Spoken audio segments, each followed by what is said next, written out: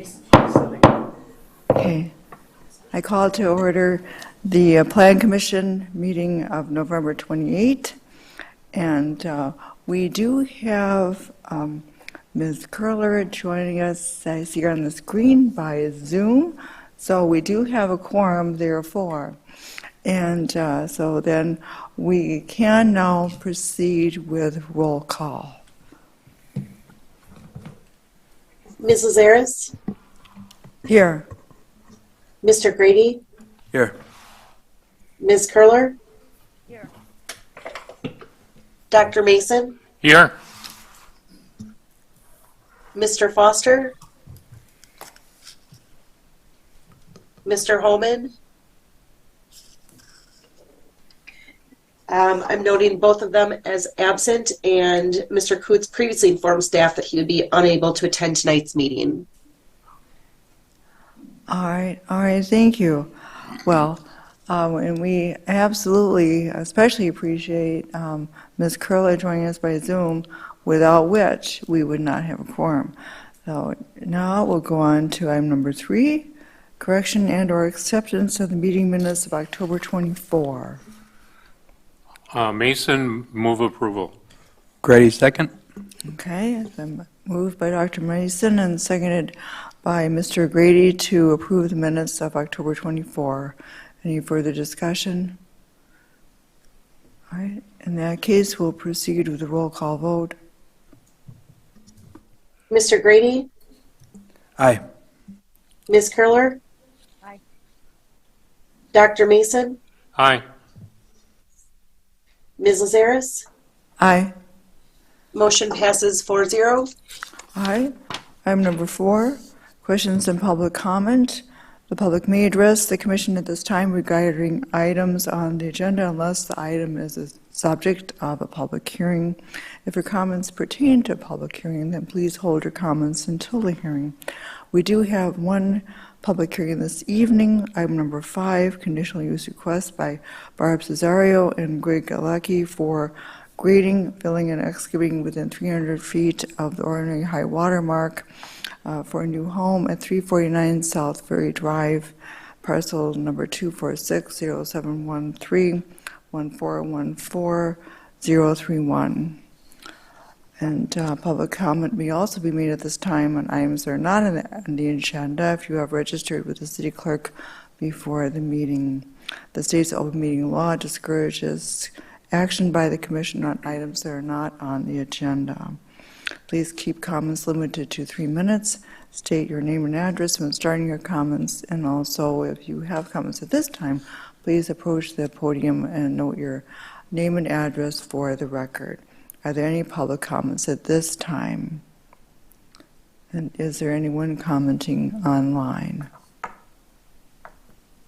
All right, hearing none, then we go ahead with item number 5. Public hearing, conditional use request from Barb, Cesario, and Galecki in the single-family residential district R16 with Lakeshore Residential Overlay for grading, filling, and excavation within 300 feet of the ordinary high water mark of Rock Lake for the purpose of raising an existing structure and building a new home located at 349 S Ferry Drive by parcel number 246-0713-1414-031. And before we open for public comment, I'd like to call on our zoning administrator, Mr. Evenson, to give an overview of the request. Sure. Good evening, Planning Commission. This one's a little bit more unique for conditional use. It's basically affecting the whole parcel instead of just the shoreline that we're used to seeing for these conditional uses. But I hope you guys took the time to read the notes that the petitioners put together. I think they did a fantastic job of painting a picture of the project, what their intents are, how they're going to do it. They kind of addressed the neighbors to the north, to the south, storm water, and I think they did a better job than my memo for painting a picture. But long story short is there's an existing house and a shed on this property It's non-compliant right now, too close to the overall high water mark, but they plan to raise those, remove both of them, fix the grading on the property. That I guess you can probably see from the pictures, there's a pretty good grade change from the north end of the property to the south end. They plan to correct that with retaining walls and get the grading better to the south, so it's more level with the south property. And then there's obviously going to be the stair-stepped retaining wall to separate the north property. They've communicated well with the property owners to the north and south, and they've worked together to figure out a setup that worked well for them. They've actually backed off the property line just a little bit to not disturb their property with their tiebacks. And then they got some good landscapers to help them come up with a shoreline that I think is acceptable for our code. And they were a pleasure to work with, and I don't see any issues on our end that needs to be addressed. All right, thank you. All right, we are in public hearing. If anyone wishes to make a comment concerning this request, then please approach the podium stating your name and address for the record.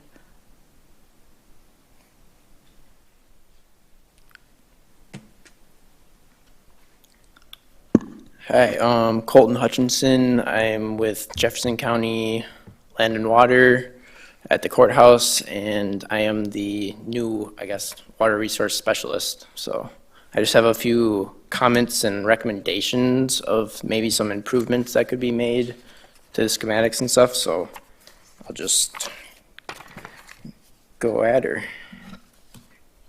So, first off, just going from the shoreline in, just so you have a representation, looking at the schematics and stuff that was updated yesterday as of the 27th. The first thing would be the riprap, and just having a size variation instead of just 24-inch boulders and stuff, have it from 6 to 24 inches. And this is just to help fill in the void spaces that would otherwise be if you just had 24-inch boulders. You'd have all those gap areas, and that's to help strengthen the shoreline from further potential erosion with storm events, high water levels. It's also along with having a note to kind of have the slope of the riprap be a 2-to-1 kind of slope, and then all this riprap in the slope kind of helps for the potential ice push events that could happen during kind of your freezing and then kind of ice off, just to help with more erosion effects like that. And then kind of moving to the native shoreline buffer in the planting area. Currently, I noted that it is like a 3-foot by 46-foot kind of native buffer total area, which comes out to about 138 square feet. And with county and through the Healthy Lakes program, they typically recommend having a native buffer area at a total of at least 350 square feet. So I would just try and recommend, if you can find the way to just kind of create more width of that area to compensate for that 350 square feet. And I think doing that calculation is like 7.5 to 9 feet instead of just 3 feet back from the shoreline or the riprap in this case. And then to the native plants that would be in that native shoreline buffer, typically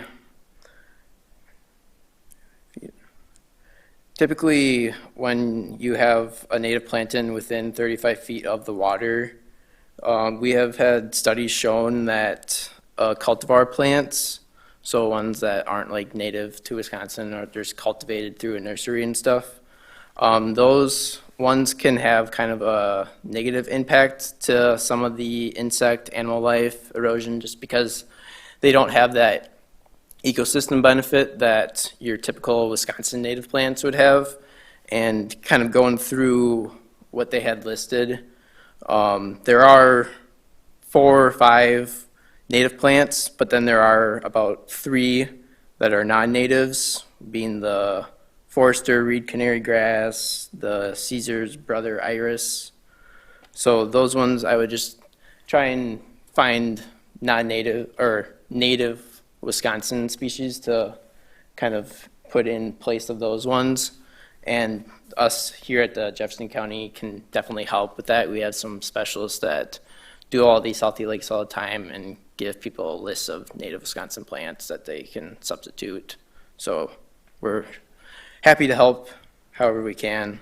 And then going to the tree that's on the shoreline, we would highly recommend leaving it and trying not to disturb it as much as possible. I know that's kind of noted in the plans, but that's just more habitat that adds more habitat. It adds your privacy to the area already. I guess if you do have to cut it down, you could drop it and leave it in the water, kind of as like a tree drop or a fish stick. That would have to get a DNR permit to be able to do that and leave it in the water. And that just kind of adds like some fish habitat and stuff to the lake. And our office is also happy to help through that process of a DNR permit if you do wish to go that route.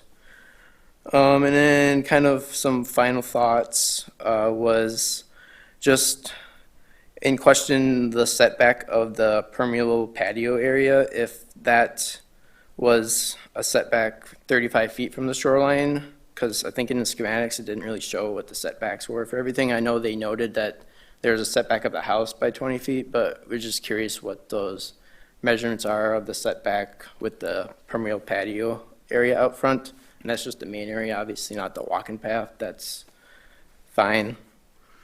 And then I know having the terrace on the north side, I was wondering, and this is kind of going out on a limb, but having the terrace and then kind of don't have the terrace go all the way to the shoreline, kind of have it end where the patio ends, kind of going towards the shoreline and have that more of a rolling hill, and then hopefully that won't impact the tree that's already there, and then maybe you don't have to cut it down or something.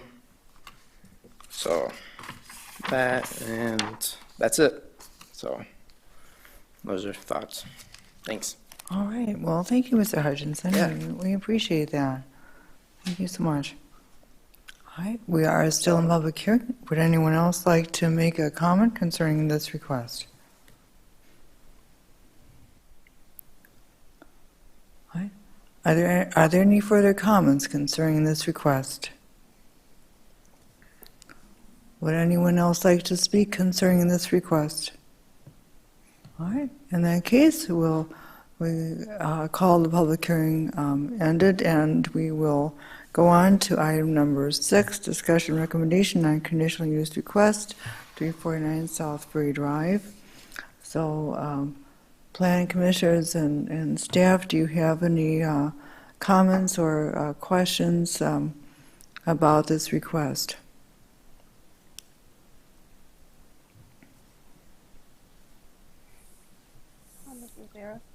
Can't be recognized. Would anyone like to make a motion concerning, we do have a Ms. Lazare? preferred. May I be recognized? Oh, yeah, Ms. Curley, yeah. Thank you. Sorry, I wasn't sure if you could hear me. Thank you. Sorry, I can't be there in person tonight. I guess I just had a couple questions for Troy, and then maybe one comment. On a property like this where there's not a lot of existing vegetation in the shoreland buffer area, how do you evaluate where the vision and access corridor is considered to be? And then does our ordinance require any planting outside of that vision and access corridor, to either side? Sure, I guess the way I interpret that is we don't have a vision and access corridor on this. That we haven't had to establish one. The only thing that's going down there is the patio or walkway, I would say. So I think they're actually adding more vegetation than what would be required of them if they wanted to have a full-fledged vision access corridor. They could have obviously put in more impervious surface or a boathouse or something along those sorts, but this is above and beyond what we require for a division access corridor, so I didn't really have to, I guess, point out that we have one here because it's just the walkway going down there. Okay, thank you. Another question I would have for you, there was a comment from Colin from Jefferson County regarding a couple of plants that were on their list that perhaps weren't native. And I just wanted to verify, does our ordinance require native plantings in that shoreline buffer? Yeah, I looked that up again today myself, but it does not require it. It encourages the use of native plants on that buffer. Okay, thanks. And then one last thing, I guess this is more of a comment. Based on my past experience, I think it is likely that DNR does require a permit for the rock riprap shoreline work, or if it qualifies for a DNR exemption, then there's certain standards that would have to be met. So I think that's outside, our jurisdiction is the city. Dan can correct me on that if that's not right, but I just would recommend that the property owners verify that, with DNR, have their contractor for the rock shoreline verify what standards they need to meet or whether they might need a state permit. Sure. Actually, when they came in and met with me, I kind of told them that my jurisdiction pretty much ends at the overall high water mark and that they needed to do their due diligence on the shoreline, and they did. Actually, I think it's part of the packet. They had pointed out the reasons they didn't qualify for having to get a permit because they were under the recommended square footage or foot frontage. I can't remember exactly what it was, but they did not need to get a permit from the DNR for that.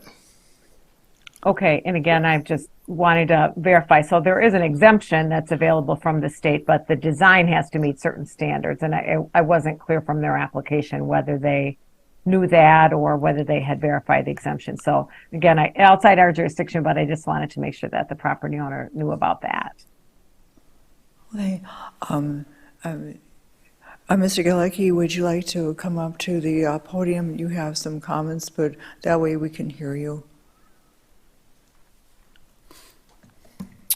Good evening, Planning Commission, and thank you very much for this opportunity to speak and to review our project. Mr. Hutchinson, I appreciate your comments and would like to talk to you afterwards. We want to get as much input as we can. We want to make this a project that people are proud of and is a representation of what Lake Mills wants Rock Lake to be. We have looked into the DNR. We've talked to them. I've called several people. I went down to the local DNR office right off of the trail and was given the name of a lady that was in the Milwaukee area, and I have her name written down somewhere. I apologize for that, and I have several calls into her, and some of her staff called me back, and we reviewed the DNR website, and it's in the packages with my notes. So if you have the notes, you will see that for grading, if you are grading or removing more than 10,000 square feet, 0.23 acres of material on the bank of a public waterway, a DNR permit is required. We expect to move about 250 yards to a different part of the lot. So it is not 10,000 feet, and therefore a grading permit from the DNR is not necessary. Federal and state laws require landowners of construction sites with 1 acre or more of land disturbance. Our lot is 0.25 acres, so it's not large enough to disturb an acre.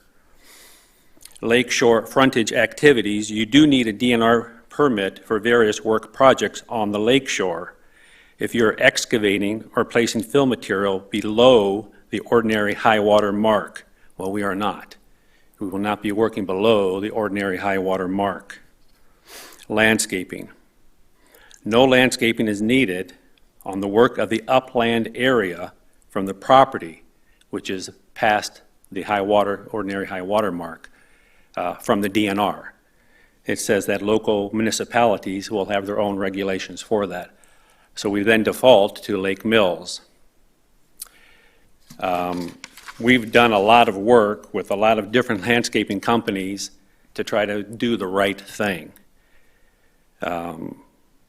We want to use 18 to 24 inch boulders on the shoreline which is a Lake Mills municipality regulation jurisdiction, that is to say, because it's in keeping with what our two neighbors have to the north and south.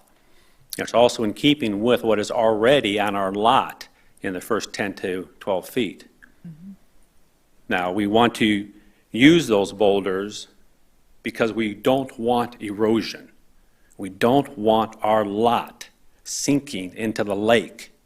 We don't have a lot of lot to allow it to sink into the lake.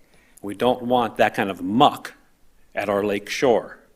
So we're very cognizant of the erosion problem. The tree that is in the backyard, we would like to keep. It's a beautiful basswood. It's probably 20, 30 feet tall. It would be wonderful to shade the deck we're going to have back there in the summer months. We actually want that tree. Unfortunately, we've had an arborist come out from Madison, and she tells us, a certified arborist, that that tree will die when we put in that retaining wall. The roots will be cut. The bigger sin is that there's a beautiful oak tree between our house and the Meyer house to the south of us. That's a beautiful oak tree, and I want to keep that tree. I want to keep the other tree, but when we put in the foundation, it will kill the roots of that tree. And we're heartbroken about that. We will replace the tree in the back with a maple tree because we want the shade. As far as putting a rolling slope between our lot and the neighbor's lot, that's about a 7-foot fall.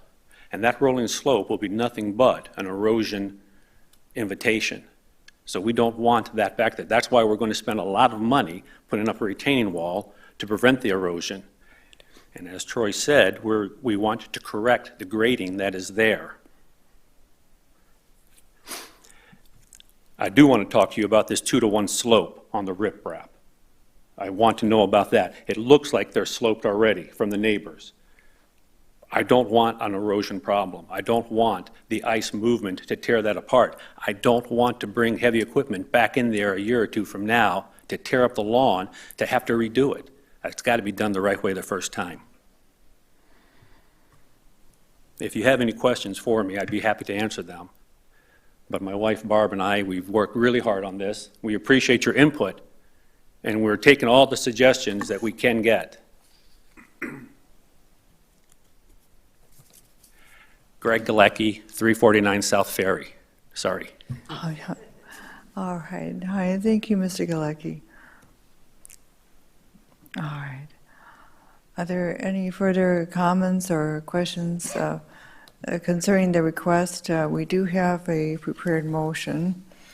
2311-1, recommendation to City Council for conditional use permit, grading, filling, and excavating on a slope greater than 20% within 300 feet of the ordinary high water mark of Rock Lake at 349 South Ferry Drive, parcel number 24607131414-031. This motion does set forth the city's zoning authority under Wisconsin state statutes, refers to the city code 66034 on shoreline preservation and vision and access corridor, the conditional use request by Barb, Cesario, and Greg Galecki, the review by city staff, tonight's public hearing and planning commission review. The motion does provide for a recommendation to the city council to approve the requested conditional use subject to compliance with terms, conditions, and recommendations in the staff memo, and that the petitioner allows inspection of the premises at the request of the city. So that is the prepared motion. Are there any further discussion concerning this request? All right. Does anyone want to make a motion regarding the prepared motion? Lisa? Oh, Lisa, yeah. Ms. Lazare, I'll move adoption of motion 23-1-1 to approve, recommend approval of the conditional use permit. All right. Mason, second. All right. It's been moved by Ms. Curler and seconded by Dr. Mason to pass motion 23-11-1. Are there any further discussion? In that case, we'll proceed with a roll call vote. Ms. Curler, Aye. Dr. Mason, Aye. Ms. Lazaris, Aye. Mr. Grady. Aye. Motion passes 4-0. All right, thank you. The next item and discussion recommendation on Heartland Housing Initiative Affordable Housing Study. And now, as I understand it, that this was commissioned, and I believe, is that correct to say it was for communities in Jefferson County? Correct. Yeah, for Jefferson County communities, and there were grant monies available to hire Cedar Corporation to look at the zoning and subdivision ordinances throughout Jefferson County to see what might be helpful in expanding the opportunities for, if you will, mid-range density housing opportunities, say in the 3 to 6 unit per dwelling range, right in there, and having more greater availability and for people to find housing that would suit them in the various communities of Jefferson County. So that's what came through in here, a range of housing types which would be attainable and affordable.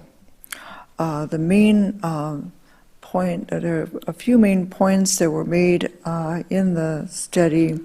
The one is a more facility for the accessory dwelling units, the use of accessory dwelling units, and the other one was for, shall we say, the mid-range density of housing in the area.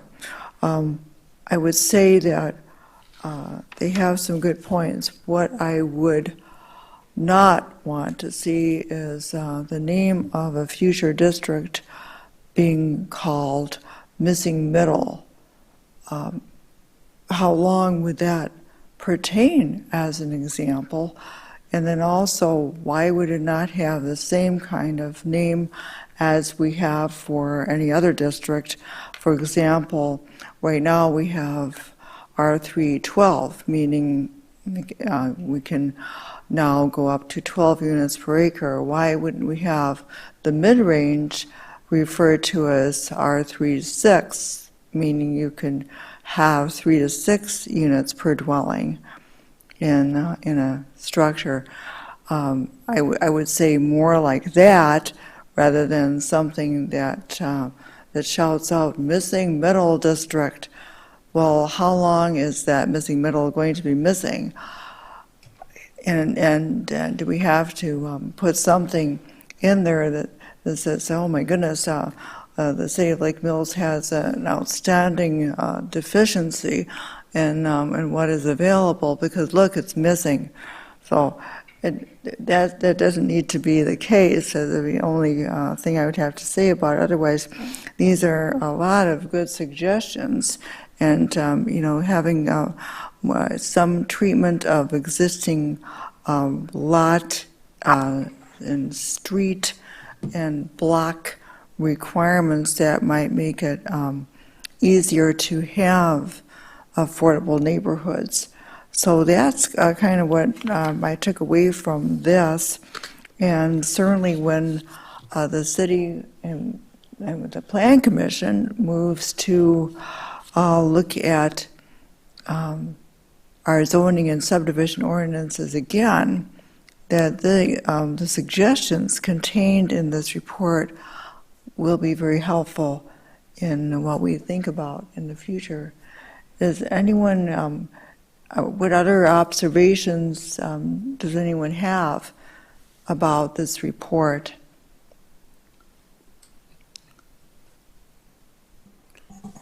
Yeah, I'm just curious, and I don't know if y'all can help me, but like, for the folks that, the communities that have worked with this organization before, that have helped change, amend some of these zoning codes, does that do the trick? And all of a sudden people just pour in and want to build, or is there other things that go into that process, I guess is my question. Yeah, so I think there's just some slight confusion here. This project was specific to the city of Lake Mills. The grant was available to communities in Jefferson County, but there were different projects that they undertook. So to my knowledge, no other municipality underwent a review of their zoning and subdivision codes that they used this grant for. Some did some site-specific feasibility analysis for development. Others did other types of studies more specific to their community. So anyone who received the grant kind of decided on a community level what would be the best use of those funds. So this was unique to Lake Mills and is not an undertaking that my understanding is that another community undertook. Cedar Corporation, I'm sure, has done code reviews for other municipalities, but I'm not familiar with what those may be, or if they're not. It's not going to be the silver bullet that you're asking for that they do the trick for.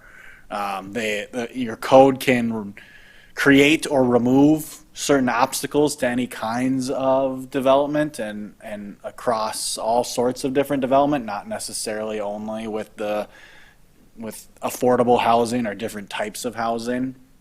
So it can make things easier or more difficult depending on what you want it to accomplish, but your zoning code alone is not going to spur development unless you're not allowing it, right?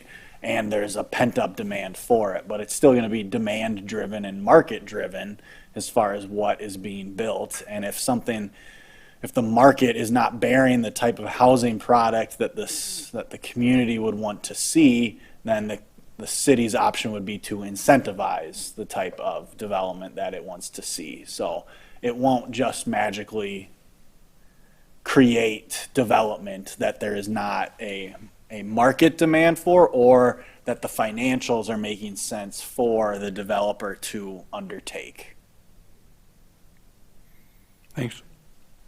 Well, it would be interesting, to learn what kinds of studies other communities may have done with this grant money and what they found out. Mm-hmm. But I think, the comments about having some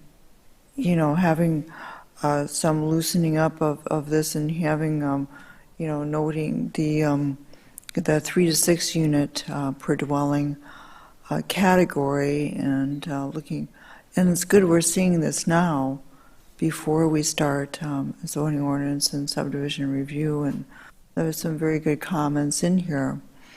And so, is there anything else that we Ms. should? Lazarus? Ms. Oh, Lazarus, may I Ms. just Kerr, add a couple comments? Yeah. Thanks. I just wanted to add a couple comments. I agree with the things that you said, Ms. Lazarus, particularly about the phrase missing middle. It's not always going to be missing.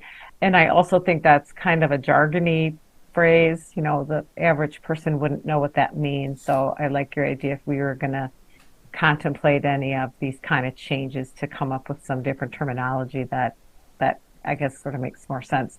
But I do like how this report reflects or identifies some of the changes that we could make in our zoning ordinance to address that area of affordable housing that we don't have sufficient of in Lake Mills right now. And I think that's in our comprehensive plan too, as something that we want to work on. So I like the ideas that they had there. I don't know if other people had much of a chance to look into this and think about the accessory dwelling unit piece. That one I am finding a little challenging to kind of think about, because it I can see how it could allow additional housing on the same lot, basically a second house on the same lot, but I'm not sure where the affordable piece comes in or where it benefits the average people in our community or people that we would want to have an affordable place to live. I could see, somebody's the owner of a home, their 20-something child that still lives at home but wants to be, under a different roof, or, the mother-in-law house that, we often think of. But I'd also be worried that if we created more flexibility for accessory dwelling units, those might just turn into Airbnbs or apartments. I'm not sure if we know that would truly result in affordable, give an affordable result. So that one I may be just a little bit more skeptical on whether that's the right answer, for Lake Mills.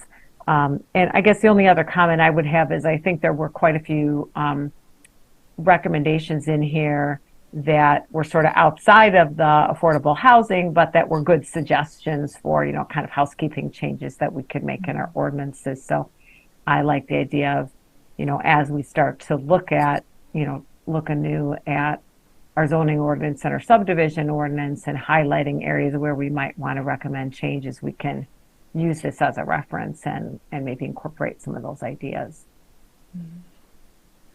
All right. Thank you. Thank you. Does anyone else have any observations or comments about the study? I think that if we're going to be a community that wants to walk the talk on this, then I think that we need to take some initiative. It seems like from previous conversations that construction companies want to take the risk out. And so that means having more of a comprehensive kind of plan around this too. So this seems like a first step of many steps. But like I said, if we want to walk the talk, I think this is something that we should be having deliberate conversations around in the future. Yeah. Okay. So these are suggestions Yeah. in total. So where does it go from here? I mean, what is our role in this whole thing? Well, I guess if there's specific pieces, specific recommendations, or specific sections of our code that the Plan Commission wants staff to bring back an implementation recommendation, that would be what staff would need, is what do you want us to focus on? What do you want us to look at? What do you want us to bring back to you that we can implement out of this or separate from this, zoning code in general? What do you want to accomplish? If it's, all of it, some of it, specific pieces of it, they kind of summarize the recommendations and then provide some more in-depth kind of detail on it. What pieces is the Plan Commission interested in staff bringing back to you within how it would be implemented, and that you could make a recommendation to City Council on. As far as I'm concerned, I'm looking for whatever the codes are that are going to be able to help initiate more affordable housing, right? Without any kind of consequences. but I think also, I guess my question for you, Drake, is if why is this so hard? It seems like, are any communities in our area doing this? Why are the options? Why is this so hard right now? Because it seems like it's hard for a lot of communities. A lot of people want to do it, but they're not effective in creating any solutions. The cost of development has increased on a per lot basis. So to get buildable lots, it's getting to be more and more expensive because of the infrastructure that you have to install. And so, developers no longer make profit off of lots. So you can think back, you used to have someone that would build out an entire subdivision and then sell lots to people who would then have their own builder, or maybe a few builders would buy several lots or whatnot. That is not really how you see single-family housing specifically developed anymore. Now it's, you make money off of the home, and you either break even or take a little bit of a loss on the sale of the lot. So that means that the houses have to be more expensive. There's not enough housing. So the housing that is being built isn't enough to address the demand, which drives up the price of housing. So there simply is not enough housing to meet the demand that we have in our region in order for us to see prices even level out versus continuing to rise at the clip that we've seen. So it's a mixture of supply is not meeting demand, and the cost of developing is more expensive than it used to be as well. And so we don't have enough housing across housing types. We don't have enough single family. We don't see as much duplexes, triplexes, fourplexes, smaller apartment buildings, larger apartment buildings. The market is telling us is there's simply not enough housing, which increases rents and increases prices of homes. So what I'm hearing you say is like you could have good intentions, create all these kinds of dynamics that build affordable housing, but then the market's going to go ahead and still keep those prices high, and they're not that affordable anymore. Yeah, construction of owner-occupied affordable housing is not something that we have seen solved, or that I have seen solved yet. You see affordable housing projects that often are tax credit projects that the state, Wisconsin Housing Authority or some other entity has utilized in order to subsidize rent levels or something of that for people within a certain percentage of the area median income. So you've seen that, but as far as like affordable single family starter homes, that is not something that I have seen, successfully implemented by a local government. If anyone's aware of any, I'm happy to look into them, but it's a struggle that we're seeing statewide and nationwide, that it's the owner occupied pieces of it are becoming more expensive. And so that's why that missing middle, I guess, you're looking at what type of housing can you get into that gets you into ownership that is at a lower entry level. And we don't have, in Lake Mills specifically, we don't have a lot of duplexes, triplexes or things of that nature that might offer an ownership ability without having to immediately jump up to buying the single family homes that we have on the market. So I think that's kind of what we've heard throughout the comprehensive plan process. I think it's what we've heard. If anyone attended the housing summit, it's what we heard from developers as well, that the costs aren't there. And from the solution you hear often from the private side is local government subsidizing these things, which is can be difficult for local governments to do as well. So that's a long answer to a short question, but there's a number of different factors as to why we're not seeing starter homes, I guess, really anymore. We're not raising the surrender flags, though. No, not yet. Yeah, Ms. Curler, you want to say something? Yes, thank you. And I think thanks, Drake, for that good summary. And I think the report in the beginning kind of hits on a number of factors that are causing this situation, and many of them are outside of the municipality's control. So to the extent that this report recommends changes to our zoning ordinances, I guess one thing I wonder if we could ask staff to do is to let us know what are some of the issues within our subdivision and zoning ordinances that have seemed to be barriers, maybe, in recent years. Is there anything that really you could highlight that in working with developers that they've identified as a barrier that we could address in our subdivision and zoning ordinances? And maybe it's some of the pieces that are in this report, or maybe it's something entirely different. But if there's something that, the Plan Commission could dig into I think maybe getting, staff input on what are the barriers that you've most identified, that would maybe give us a good starting point. What do other commissioners think? I think that's a good point. In reading this, it's really difficult to read it, for me anyway, because I don't know what the barriers are out here preventing it from happening, if in fact we want it to happen. That's the other thing. Well, as I was reading through it, so much of what was noted that are potential barriers are minimum standards that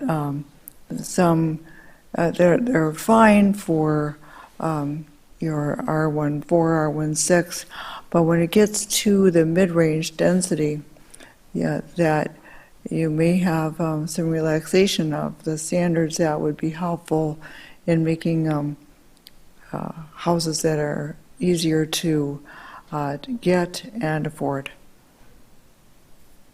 Yeah, we could certainly bring back to the Plan Commission some of our bulk regulations or that we know increase the cost of development. What the exact effect of reducing a road width from, 35 feet to something less, we may not be able to pinpoint exactly, but we can bring back some of our requirements that would allow for, that would reduce costs of development, and highlight those for the commission to see if there's interest in adjusting those in certain zoning districts or creation of a new zoning district to accomplish some of its goals. Makes sense. Okay. Is there anything else that we should cover at this time concerning this report? All right. Well, hearing none, then we go on to future agendas. And I may note that in December, the fourth Tuesday is the day after Christmas. And so are we then looking at January? Yeah, we don't have any other items for the meeting in Right. December, so staff was going to recommend not having a December meeting. Okay. All right. I think we all appreciate that. I concur. Okay. All right. Well, in that case, that brings us up to 9, adjournment. Move approval, or move adjournment, I'm sorry. Mr. Grady was second. All right. So Dr. Mason moved and Mr. Grady seconded to adjourn the meeting. Any discussion? All those in favor signify by saying aye. Aye. Aye. All those Aye. opposed? The meeting is adjourned.